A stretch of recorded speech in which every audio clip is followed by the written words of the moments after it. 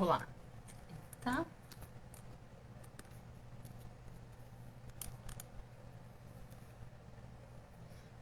Oi, gente.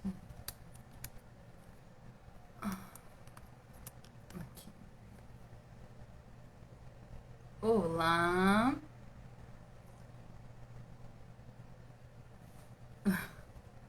O meu celular caiu, mas acho que não. Olá, boa noite. Começando a live. Tive que mudar de horário, mas não tem problema, vai ficar gravada também.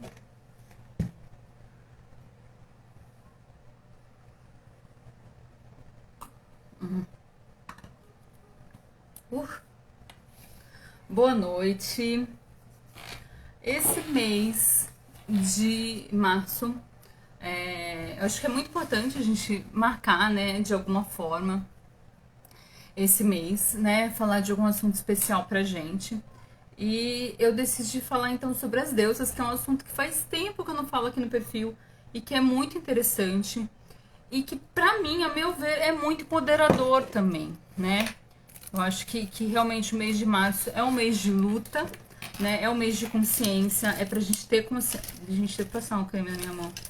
É um mês da gente ter consciência da nossa luta, das nossas vitórias, do quanto ainda falta pra gente caminhar, né? E eu acho que a gente precisa se empoderar também, né? E querendo ou não, as deusas, elas fazem esse serviço de empoderamento, né? Na minha vida, elas fizeram muito, ainda fazem esse serviço de empoderamento. Como eu disse nos stories, quando eu conheci as deusas, tudo mudou, assim. Minha visão de mundo, minha visão sobre mim mesma mudou totalmente, tá? Então, a ideia é passar um conteúdo bem aprofundado para vocês sobre as deusas, tá? E também como que isso vai mudar pra gente no nosso dia a dia, né? No dia a dia de vocês. O que muda, tá? Se eu conhecer as deusas, o que muda na minha vida? Bastante coisa.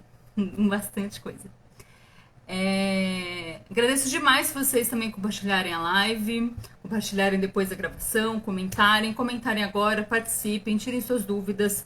Se vocês acham que não tem nada a ver esse negócio de deusas, falem aí. Se vocês não entendem bem do que eu tô falando, falem aí. Fiquem até o final que eu separei um oráculo pra tirar no final. Esse oráculo aqui que eu acho lindo de morrer, que é o oráculo da deusa Respira. Cada carta é uma deusa. Ele é lindo de morrer. Vamos ver qual deusa que vai nos passar uma mensagem na noite de hoje. Bom, então para começar, hoje meu caderno feminista. Deixa eu mostrar a capa dele. Gente, ele passou da metade já. Preciso comprar outro. Meu caderno feminista está aqui com as anotações. Nós vamos falar da deusa de mil nomes, tá?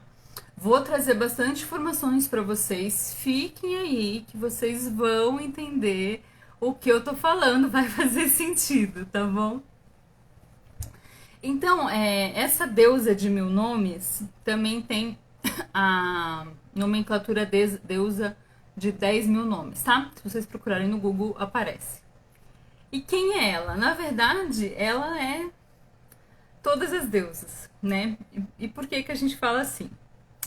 Vou explicar, né? Então, na outra live que eu falei, aquela live sobre o conteúdo da Mirella Fauber, né? Eu falei bem assim, então se você não acompanhou, vai lá acompanhar. Que eu falei bem assim da história, de como que eram as tribos antigamente, né? Qual que era o tema da live? Ah, gente. Eu lembro que era, né, o Live Mirella Fauber, o retorno da deusa. Isso, né? Como que foram, né, as sociedades antigas, como que a gente chegou no momento que acabou o culto à deusa e como que a gente começou a voltar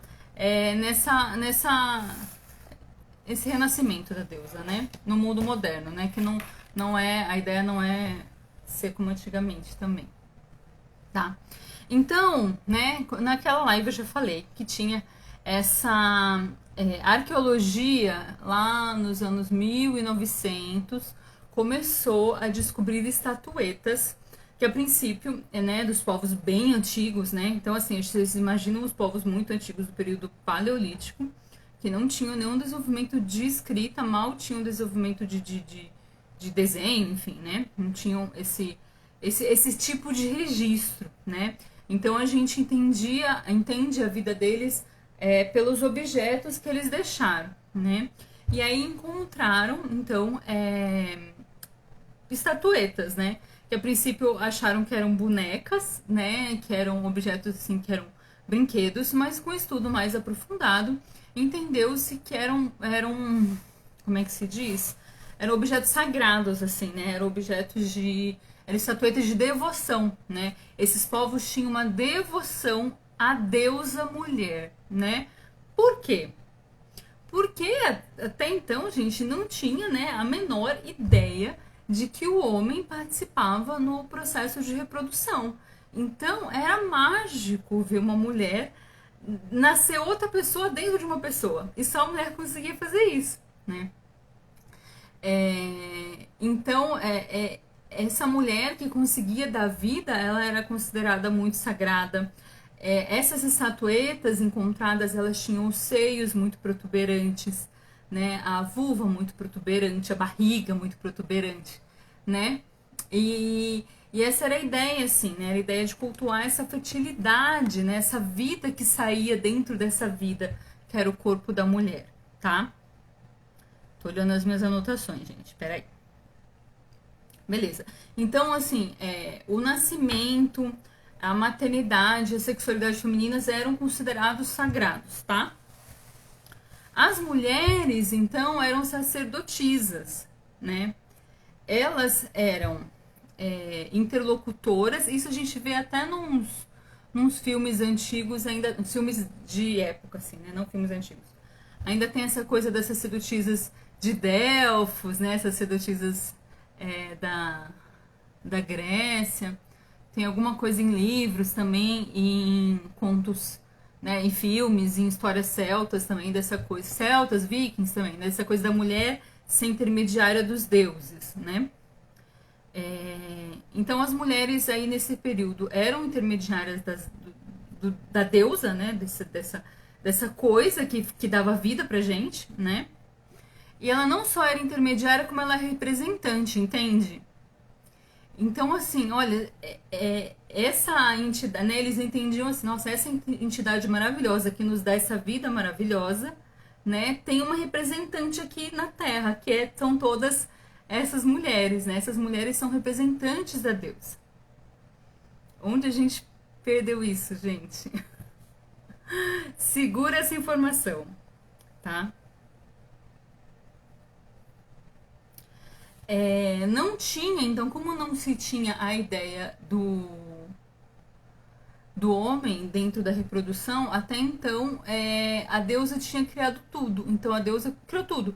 Os mares, a deusa criou a terra, a deusa criou os seres, os animais, a vegetação, a comida. A deusa criou tudo espontaneamente. Era essa a crença que tinha, tá? Que não é nada diferente do que a gente tem agora, né? Que agora a gente entende que o Deus criou tudo, né? É que tem um intermediário aí entre esse da deusa criou tudo e o que a gente tem agora do Deus criou tudo, que os deuses em casal criaram, né? Eles se juntaram para criar, né? Então a deusa, ela não só ela criou tudo espontaneamente, tá? E aí, essa deusa, ela era associada a tudo. Então, por isso que a gente tem a deusa dos 1000 nomes ou dos 10.000 nomes. Ela era associada a tudo. Então, a aspectos de criação, de destruição, aspectos da donzela, da mãe, da guerreira, da feiticeira, da anciã, da caçadora, da curandeira, da artista. Então, assim, todas as forças, energias que você via acontecendo na vida eram associadas à deusa, né? Não tinha também essa coisa do pecado e do profano, né? Isso é muito recente na história da humanidade, né? Então tudo era a deusa, tá? E aí, assim, essa deusa que era. Como é que eu vou dizer? Que era meio indefinida, assim, é uma deusa, uma mulher, né? é uma mulher que dá vida aí pra gente, ela começa, então, com o passar do tempo, ser desmembrada em aspectos, né? E aí, então a gente começa a ver então a deusa dos animais, a deusa das plantas, a deusa da chuva, a deusa da água, a deusa, entendeu? Ela vai se desmembrando, mas ela é uma só originalmente, né? Ela bebe dessa fonte originalmente, são várias facetas de uma mesma deusa, né? Como a gente tem, né, Nossa Senhora, né, Maria. Então tem Nossa Senhora, aí cada lugar que Nossa Senhora apareceu é uma Nossa Senhora diferente, mas que é a mesma Nossa Senhora. Então Nossa Senhora de Fátima, Nossa Senhora de Guadalupe, mas é tudo a mesma Nossa Senhora. Então a gente tem essa deusa que tem um monte de facetas, mas no fim das contas é a mesma deusa, tá? Só pra dar uma comparada numa coisa que a gente tem hoje em dia, mas não é a mesma coisa, tá? Por volta de 2000... Ah, gente, deixa eu falar os livros que eu tô usando hoje. Eu vou até fazer um Reels. Vamos lá. Anuário da Grande Mãe, de Mirella Faur. Aliás, as capas dos 3 livros são lindas. Essa capa com Gaia na capa. Gaia ruivinha. Muito bonita. Anuário da Grande Mãe, de Mirella Faur. Saudosa Mirella Faur. E o meu livro é... Meu livro é autografado. O Legado das Deusas, da Cristina Balieiro. E esse livro não tá autografado, mas eu conheci a Cristina Balieiro no mesmo dia que eu conheci a Mirella, mas ela... Ai, acho que eu não entrei na fila pra ela autografar. Que pena. Eu achei que eu tinha entrado, sabia? O Legado das Deusas, da Cristina Balieiro. Tem o 2 também, tá? Mas eu usei o 1 porque é mais base, né? Hoje. E do Claudinei Prieto, vou falar certo o nome dele, Todas as Deusas do Mundo. Muito legal esse livro, gente. Muito bacana. Bem completo. Tá? Todas as Deusas do Mundo. Amo. Então, assim, a gente às vezes pensa, né? Eu pensava também assim, que essa coisa da aniquilação da deusa, né? Começou com o cristianismo. Na verdade, o cristianismo, assim, vamos falar, os cristãos, alguns cristãos, alguns cristãos que estavam no poder e tinham interesses políticos, econômicos e financeiros. Não era uma questão de interesses nem religiosos, não era uma questão de interesses de fé, né? A fé era uma desculpa. Os primeiros cristãos conviviam pacificamente com todas as outras religiões, né? Mesmo porque os primeiros cristãos foram muito perseguidos, né? Eles entendiam que era ser perseguido. Eles não queriam perseguir as outras crenças e religiões, tá? Então, por causa de algumas pessoas que se diziam cristãs e estavam no poder, pessoas essas, homens, a gente teve um aprofundamento da aniquilação de tudo que é feminino, mas isso começou antes, na verdade, tá? Isso começou, de acordo aqui com o nosso querido Claudinei Prieto, isso começou por volta de 2000 antes da Era Cristã. Adorei essa nomenclatura dele, AEC, antes da Era Cristã, tá? No outro livro da Mirella, que eu trouxe, ela também dá uma data mais ou menos por aí, no livro O Legado da Deusa. E aí, o que é? São, né, antes da Era Cristã, então é antes de Cristo. São as religiões, né, as religiões da época, né, religiões antigas que não existem mais, principalmente as religiões vikings e as religiões vikings bárbaras e as religiões gregas, tá, greco-romanas, que tinham ainda vários deuses, que tinham deusas, mas que já começa, se vocês forem ver os mitos, que são muito legais, que a gente do Sagrado Feminino também estuda, mas a gente ainda estuda com uma cautela, porque vários mitos têm ali uma questão da sobreposição, da dominação do masculino que é mais importante. Por exemplo, a Mirella Faur coloca a questão que tem um conto bem antigo que Gaia teria dado, se eu não me engano é Gaia, posso estar errado, teria dado luz a Atena. E no conto que a gente conhece, que é o mais popular, Atena nasceu da cabeça de Zeus, né? Ele estava com dor de cabeça, cortou a cabeça e Atena saiu já adulta e armada, né? Com a armadura completa. E por isso que ela é a deusa da sabedoria e da guerra, porque nasceu da cabeça e já saiu com a armadura completa. É... Então, assim, nessa época a gente já começa com essa submissão do que é feminino dentro das religiões. E aí, com algumas pessoas que se denominavam cristãs no poder, né, e com interesses políticos e econômicos, não interesses religiosos, isso foi aniquilado de vez, tá? E qual que era a ideia dessa aniquilação? Isso começou com os vikings, os povos bárbaros, tá? Isso não começou com o cristianismo. Qual que era a ideia? A ideia era a gente dominar a mulher, as crianças e a terra. E explorar a terra. Até então, as sociedades, né, elas eram... Gente, isso eu tô falando de uma maneira bem genérica, tá? Você fala assim, mas tá, se existia uma sociedade... Eu tô falando assim, uma coisa bem amplo, né, de um tempo amplo e de várias sociedades, né, uma coisa no geral, não tô especificando cada sociedade, mas no geral as sociedades eram agricultoras, caçadoras, né? Às vezes criavam ali alguns animais, mas elas tinham uma relação saudável com a natureza, não era uma relação de exploração. Eram sociedades coletoras, né? Então coletavam frutos, né? Não devastavam a terra para fazer uma plantação imensa, tá?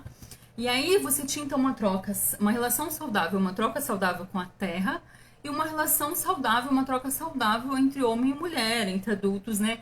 Adultos e crianças, as crianças eram mais protegidas, as crianças tinham mais autonomia, né? Cresciam com mais num ambiente mais saudável, digamos assim, né? De relações mais saudáveis. E aí, quando vejam bem, quando eu entendo que a Terra é a deusa, que a deusa criou a Terra e que tudo é sagrado nesse lugar, eu não posso explorar esse lugar. Eu não posso fazer mal para esse lugar. Agora, se eu desacralizo esse lugar, se esse lugar se essa mulher não representa mais a deusa, se essa terra ela não representa mais a deusa mãe terra, tudo que é sagrado, ela está a meu dispor para eu fazer o que eu preciso, o que eu quiser com ela, aí eu posso explorar. Então eu começo a explorar as mulheres, eu começo a explorar a terra. Faz sentido? Aí vocês entendem como a gente está hoje no nível de meio ambiente, de sustentabilidade, de guerra. Da onde vem isso? Isso vem da dessacralização da vida e da terra. Que começou aonde?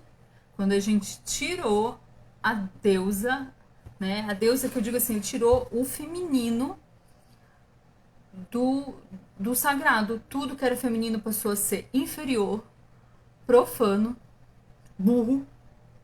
Eu tenho que decidir pelo feminino porque o feminino não sabe decidir. E aí eu posso então explorar o feminino, eu posso explorar a terra. Faz sentido, gente? Manda corações. Vocês estão entendendo isso? O raciocínio não é meu, tá, gente? Eu não inventei isso. Isso aqui quem fala são principalmente os estudiosos do sagrado feminino, tá? Mas se você for ver aquilo, assim, se você for ver na linha do tempo, a exploração da Terra começou aí, né? E se aprofundou também. Ah, obrigada pelos corações.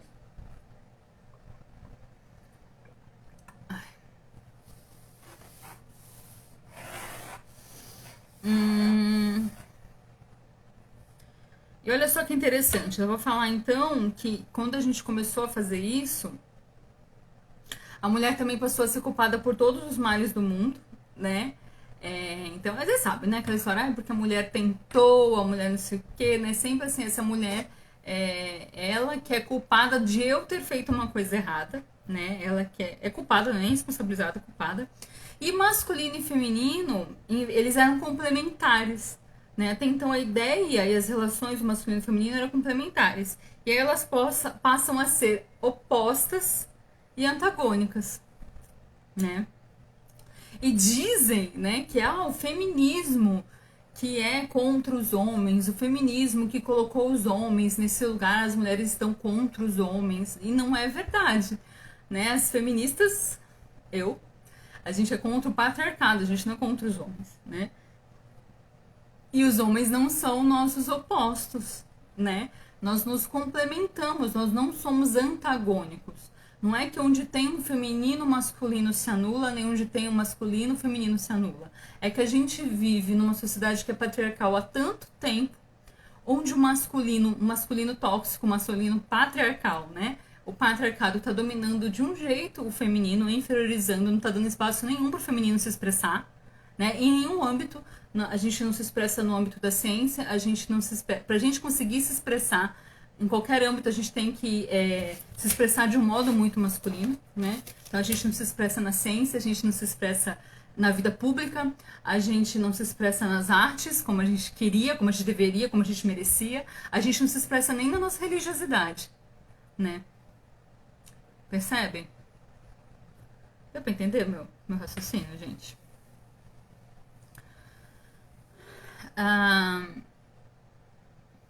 E essa deusa, né? Quando a gente começa a voltar com essa deusa de 1000 nomes, né? Que tem várias facetas, ela é um mundo. Aí eu vou começar a falar pra vocês assim, o que faz diferença a gente entender essa deusa. Eu não tô falando que a gente tem que cultuar a deusa, e nem que a gente tem que fundar ou viver alguma religião de culto à deusa, nem que a gente tem que acreditar que essa deusa existe. Mas quando a gente começa a se conectar com esse arquétipo da deusa, né? Mesmo porque Deus não tem sexo, né, gente? Quem tem sexo é a gente, né? A gente, que é pessoa, que é humano, que tá aqui na Terra, planeta Terra, né? Quando a gente começa a entender essa deusa, a gente começa a ver esse divino em nós. Porque há quantos milênios nós mulheres não temos uma figura divina além de Maria pra gente se espelhar? Né? Há quantos milênios? E Maria ainda foi depois, viu? Maria ainda foi depois. No começo era só Jesus. Jesus. Aí os clérigos viram que as pessoas gostavam tanto de Maria, né? Porque elas eram acostumadas a cultuar a deusa, que elas estavam começando a cultuar Maria, que aí eles, vamos trazer antes que a gente perca essas pessoas, né? Mas até então para eles não era interessante esse arquétipo maravilhoso que é Maria, Nossa Senhora, né? Essa ligação divina que a gente tem com Maria, que é maravilhosa, tá? Esse é um assunto que eu vou falar depois, deixa eu voltar aqui. Então, quando a gente entende que a gente é sagrada... Gente, eu lavei o cabelo, aí tá caindo. Cada hora que eu levanto a mão, cai um fio aqui. A gente entende que essa deusa é sagrada. Essa deusa, ela não tá mandando no mundo, sabe? Eu mando nisso aqui. Eu enxergo todos vocês, eu vou julgar todos vocês. Não é isso. Essa deusa, ela é uma deusa mãe. Ela tá ligada a você pela natureza, ela tá te dando colo. Ela tá te dando nutrição, porque ela é a terra. Entende? Ela aceita você do jeito que você é, porque você é criação, você é filho dela. Que mãe não ama o filho do jeito que ele é? Entende? Ela valoriza a diversidade. É bom todo mundo, cada um ser do seu jeito, porque eu criei esse mundo maravilhoso cheio de diversidade. Tá? Tudo no mundo é sua manifestação. Não tem certo e errado, não tem bom e mal. Não tem melhor e pior, não tem inferior, superior. Tudo é sua manifestação, então tudo é sagrado. Então, tudo aquilo que outras crenças, né, pejorativamente odeiam, quando a gente fala de uma crença mesmo, que não tô falando de religião, tem religiões da deusa, né, mas eu não sigo nenhuma, então não tem como falar, tá? Mas essa filosofia de vida, né, em que eu tô inserida há 8 anos, né, que eu entendo que tudo é manifestação da deusa, então eu também sou manifestação. Então tudo é sagrado, então eu também sou sagrada. Tudo é divino, então eu também sou divina. E eu sou uma representante da deusa. Se durante milênios na história a humanidade entendeu, acreditou e cultuou as mulheres, a deusa, as mulheres como manifestação, como uma representação da deusa, Por que que hoje eu não posso acreditar que eu sou uma manifestação dessa divindade na Terra? Que eu não preciso que me digam isso, que eu não preciso que façam algum... Ai, que barulho é esse? Que façam algum culto, alguma manifestação. Eu não preciso que... Enfim, que me faça alguma iniciação comigo, né? Pra eu ser essa pessoa sagrada, tá?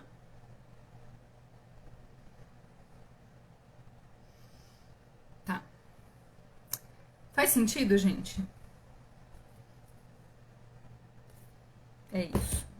Tô terminando já. Olha, vai dar nem meia hora. Vocês não têm perguntas? Ou se depois quiser deixar na gravação nos comentários, assim que puder eu vou respondendo. Eu vou ler um trecho desse livro aqui maravilhoso da Mirella Fowler, que é uma... Cadê? Eu marquei. Ah, tá. Aqui, eu marquei com post. Meus livros cheios de post-it. A deusa está cada vez mais presente na vida das mulheres que a comemoram em vários países. Nas cidades ou nos campos, venerando suas múltiplas faces e manifestações com rituais, dramatizações, cantos e danças. Ao relembrar e celebrar a deusa, as mulheres estão celebrando a si mesmas. Ela está presente em toda parte, em tudo, nas montanhas ou nas ondas do mar, na canção da chuva ou no sopro do vento, na abundância da terra ou no brilho do luar, na beleza das flores ou nas pedras, nas cores do arco-íris ou nos movimentos dos animais. Olha como isso é feminino, né? Ai, maravilhoso. Ela está conosco nas alegrias da vida, no riso das crianças, nas lágrimas de dor ou no mistério da morte. Ao ressurgir da bruma dos tempos, a deusa nos estende suas mãos de luz, apontando novos caminhos para realizarmos nossos sonhos e visões, mostrando-nos, em seu espelho mágico, nossa verdadeira beleza, força e sacralidade. Certo? Então é isso, assim, a deusa tá em tudo, né? Inclusive em nós. Isso faz diferença na nossa vida. Isso é empoderador. Eu me entender como sagrada. Porque quantas vezes a gente ouviu que a gente não era sagrada? Quantas vezes a gente ouviu que a gente saiu da costela de um outro ser? Que a gente é derivação de outro ser? Que a gente não é igual a esse outro ser? Quantas vezes a gente ouviu que existe um Deus Pai, né? Um Deus que a gente tem que temer, que a gente tem que ter medo, que a gente tem que obedecer, que vai nos julgar, né? Agora, quando eu me conecto com essa força divina que sou eu, é outra vida que você vai ter, gente. É outra vida, outra vida. E aí é muito importante, assim, que a gente, né, se você quer trilhar esse caminho, você se alimente, se nutra dessas imagens, tá? Eu vou colocar aqui durante esse mês alguns conteúdos sobre deusas, além das lives, tá? Alguns conteúdos sobre deusas, lugares que você pode buscar sobre as deusas, para você se alimentar dessas imagens, né? É importante a gente se nutrir disso, né? Porque a gente foi nutrida, enchida com outras imagens, com imagens que não nos empoderavam. Então a gente precisa se nutrir com imagens que empoderam, com histórias das deusas, né? Por exemplo, eu tenho imagens também, ó, né? Eu tenho meu altar ali, tá só 3, mas eu tenho uma caixa de imagens guardadas, né? Que eu vou mudando no meu altar para eu me conectar com essas imagens. Eu tenho os livros, tem os mitos, né? Das deusas, os oráculos que tem também, para eu começar a entender esses seres que eram tão cultuados, né, antigamente, né, e por que elas eram tão cultuadas e tão divinas, e essas forças delas estão em mim também. Eu posso resgatar, eu posso pedir, eu posso me fortalecer com essas forças delas, tá?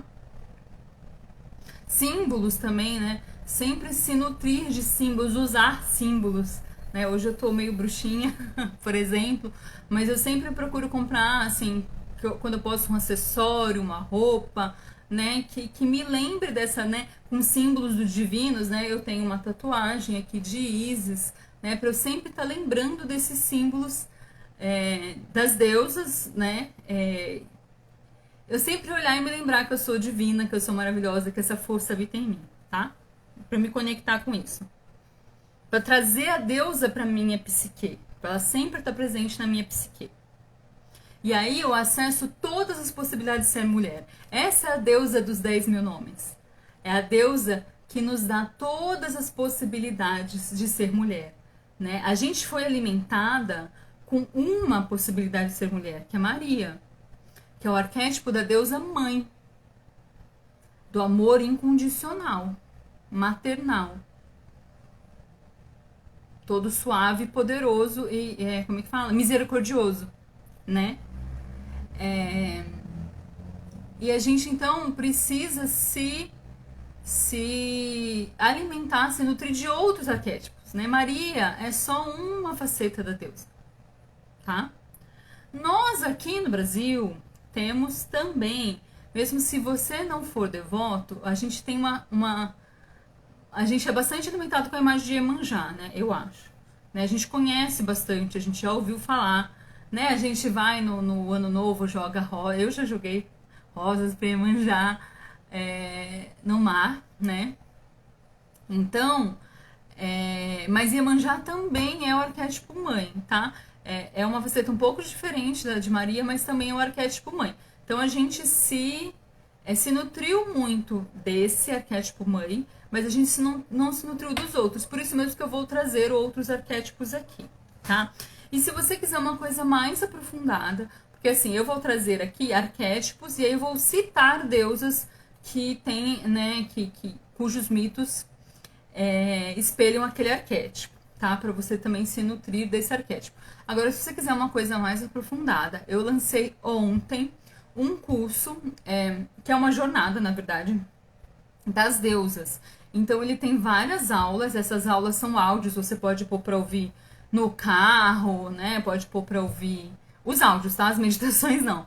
Mas pode pôr para ouvir enquanto você tá cozinhando, lavando a louça, que faz uma reflexão de como essas deusas influenciam na nossa vida, no nosso dia a dia. Como que essas deusas nos ajudam a quebrar tabus, quebrar nossos padrões de agir mesmo na vida, né? De nos relacionarmos com as pessoas, conosco mesmas, tá? Eu trago sempre perguntas, então sempre tem um áudio explicando o mito da deusa, explicando como que ela interfere no nosso dia a dia e um exercício, tá? E aí, então, ele é deusa, né? Então, tem lá um dia que é só sobre a deusa Ísis, tem um outro dia que é só sobre a deusa Afrodite, tem outro dia que é só sobre a deusa Hestia. Então, ele é mais aprofundado, porque ele traz a história de cada deusa. E esse curso tá super baratinho, ele tá R$50, tá? Ele é o meu produto mais barato. E aí com o preço, com o valor de lançamento, mesmo porque nós estamos falando das deusas e nós estamos no mês da mulher, esse curso tá saindo por R$35 até o fim do mês. O link tá lá na bio, ele é todo online, você entra nele, o cupom de desconto vai até o fim do mês. Mas depois que você se matricula, você tem acesso por 1 ano, tá bom? Então você vai poder refazer quantas vezes você quiser essas aulas, né? Esses exercícios e alguns até para você baixar e salvar, tá? E aí você tem para você para sempre, beleza? Então, gente, aproveitem assim, porque eu não vou dar um desconto maior do que esse ano, tá? Aproveitem que tá um valor super especial de lançamento.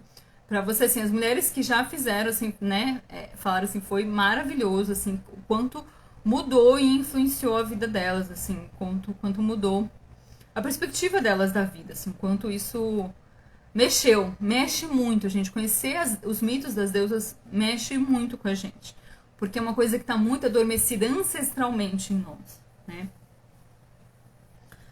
Pra encerrar, antes do oráculo, eu vou tirar um oráculo, tá? Eu vou ler aqui, de novo, o Anuário da Grande Mãe. Uma oração, invocação da deusa Tríplice. Eu acho muito linda essa invocação. Pra gente se conectar com todas as deusas, com a deusa dos 1000 nomes. Em nome daquela que existe nas ondas do mar, nas profundezas das grutas escondidas, no farfalhar das verdes folhas e na ardente chama das paixões, eu te invoco, minha senhora, para me proteger e guiar. Tu és donzela, livre e virgem, por não pertencer a ninguém. Tu que és mãe, amada e procurada por todos, tu que és anciã, que vais velar por todos nós. Artemis, Selene, Hécate, Ana, Diana, Nana, Anahita, Inanna, Astarte, Isis, Xangô, Brigitte, Deméter, Ixchel, Freia, Rhiannon, Arinwood, Iemanjá, Odoiá, Mãe Antiga, deusa dos mil nomes, ilumine a nossa vida com cada raio de luar.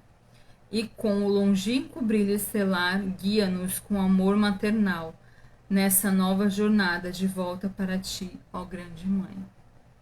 Eu amo essa invocação. E agora eu vou tirar um oráculo pra gente, do oráculo da deusa Respira.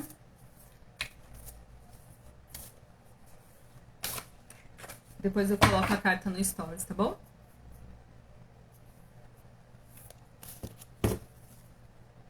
Ishtar, retorne a si mesma. Gente, retorne a si mesma. A gente só falou de retorno da deusa, né? Falou de como era, né? Porque a gente tá retornando. Ishtar. Vou ler. Ishtar, retorne a si mesma. Eu sou minha própria dona. Tudo o que tirei de mim para dar aos outros pego de volta, proclamando-me soberana da minha sexualidade, da minha feminilidade, da minha força e do meu coração. Deusa babilônica do amor, da feminilidade, de Vênus e da guerra. É uma das deusas sexuais. Ela representa a prostituta sagrada, a iniciadora do homem de sua sexualidade do amor.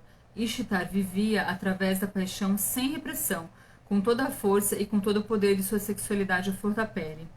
A força que tinha para a guerra adivinha de seu poder sexual e de como o utilizava para se empoderar ainda mais. Essa deusa desceu ao submundo por amor, e a cada porta despiu-se peça por peça de suas roupas e joias, o que simboliza desnudar-se diante de si mesma das suas sombras para preencher-se com amor. Ishtar entra na sua vida para que você reveja a forma como está se doando. Está recebendo através dos vínculos que criou? Você é capaz de voltar para si depois de cada relação? Qual é a razão pela qual entrega a sua feminilidade ao outro, sem cuidar-se ou preservar-se? O que leva com isso? Fica a reflexão. Gente, muito obrigada. Na semana que vem, então, vai ser na quinta, não vai ser na quarta, tá? Eu marquei às 20 horas. Aí temos, então, uma nova live sobre os arquétipos da deusa. Obrigada, boa noite, fiquem bem e até mais. Tchau.